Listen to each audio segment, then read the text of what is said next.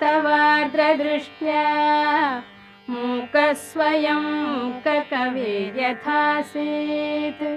तथा कुरु त्वं परमेश जाये त्वत्पादमूले प्रणतं दयार्द्रे उत्तिष्ठोत्तिष्ठ वरदे उत्तिष्ठ जगदीश्वरे उत्तिष्ठ जगदाधारे त्रैलोक्यं मङ्गलं कुरु शृणोषि कश्चिद्ध्वनिरुत्थितोऽयं मृदङ्गभेरीपटहानकानां